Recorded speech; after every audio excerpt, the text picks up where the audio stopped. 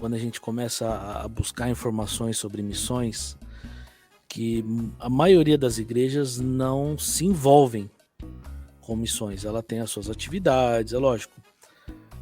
Muitas delas crescem, são saudáveis, têm uma liderança saudável, mas elas não se envolvem muito com missionários, com trabalhos missionários.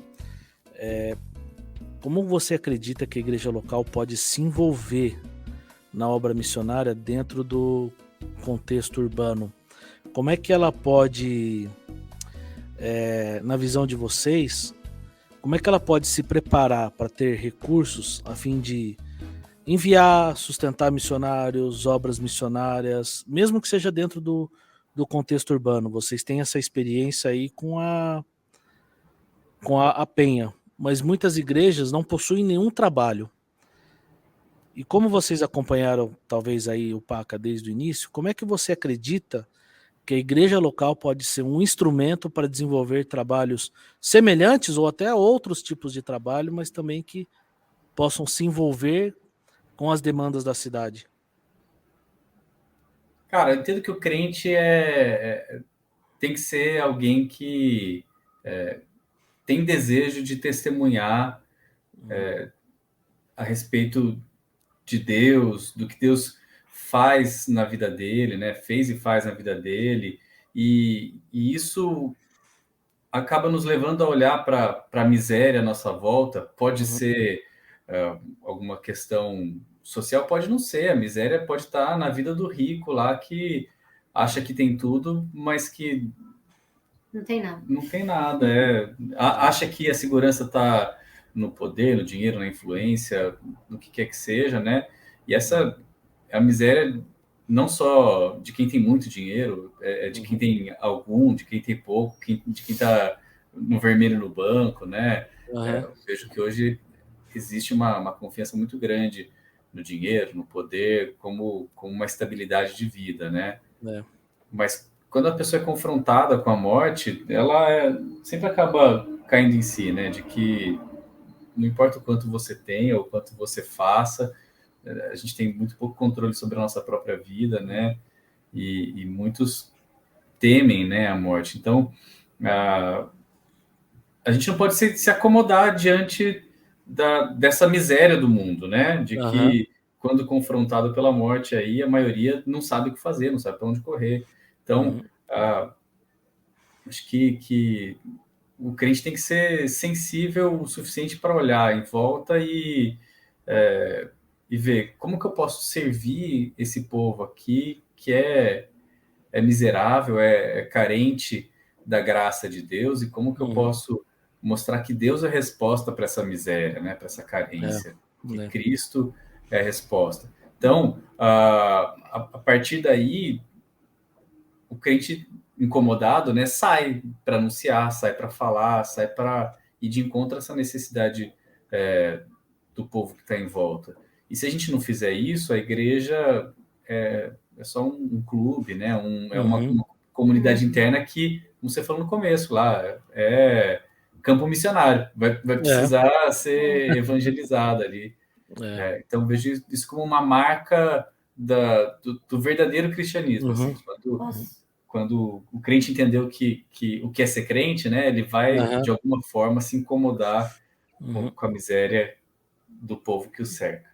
Posso responder de forma assim, prática? Pode. Acho que se chega um pastor, né, um líder, querendo que a igreja acorde para isso, acho que entender a história das missões é importante, Uhum, né? Missiologia na Bíblia, a Bíblia inteira é missionária.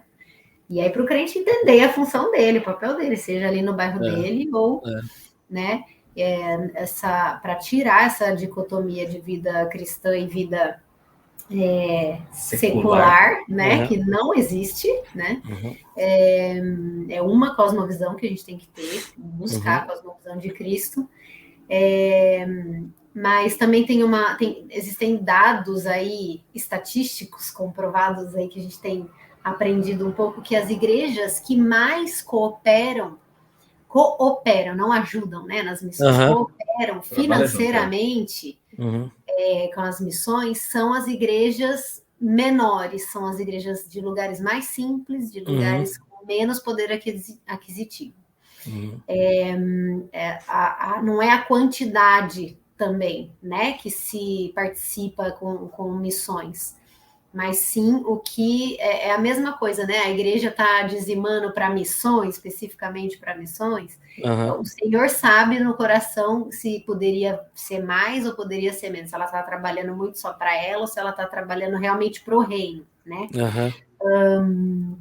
Eu acho que essa questão também de quantidade de que está participando financeiramente não é um termômetro se a igreja é missionária ou não, mas se é uma igreja que não consegue cooperar financeiramente, você pode ser mobilizador para missões, você pode orar por missões. Nossa, fundamental.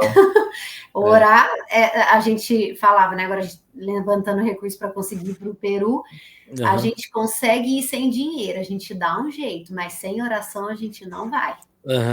Então, mesma coisa isso para missões, né? Então, se não tem o dinheiro, dificilmente não vai ter nenhum nada, né?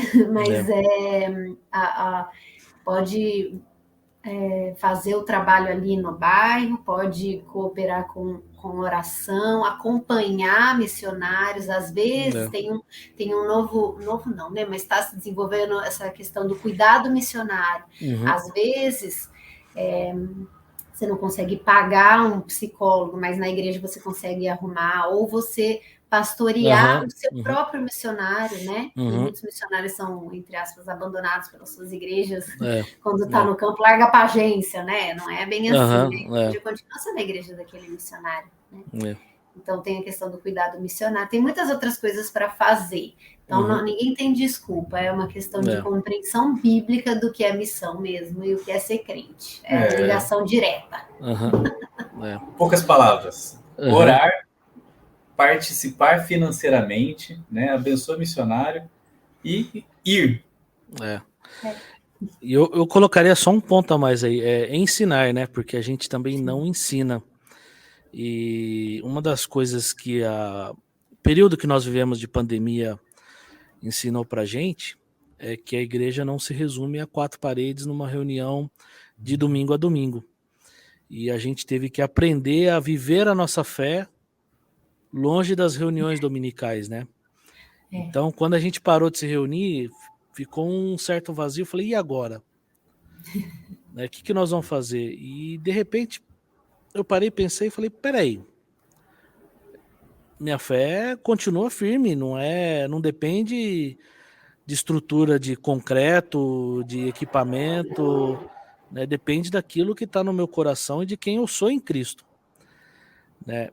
E dentro dessa identificação de quem eu sou em Cristo, a gente viu muitas igrejas também se envolvendo mais com as demandas da cidade, né? Por exemplo, a nossa igreja aqui ajudou quase 100 famílias. O presbitério como um todo doou 2 toneladas de alimentos, assim, num certo período de arrecadação, para milhares de famílias que estavam precisando ser atendidas e socorridas, e elas não foram só com alimentos, mas receberam da palavra, da oração. Né? Então, eu acho que uma das coisas que a gente precisa aprender de legado desse período que nós vivemos precisamos ensinar de fato quem nós somos em Cristo, daquilo que Ele nos chamou para fazer, porque na verdade Deus não chamou a gente para ser um grupo muito feliz que se reúne de domingo. Não, Ele falou assim, vão, vai onde você estiver, fale, anuncie, ensine, batize. Isso é para todos nós, não é só para ficarmos trancados, né?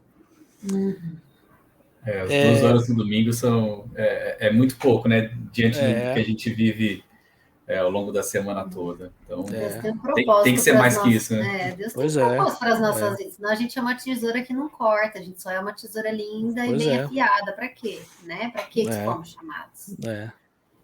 Pois é. Agora, dentro desse processo, é lógico que cada igreja, denominação, ela tem os seus processos e meios de enviar missionários, iniciar seus trabalhos, dependendo do contexto que a igreja está inserida.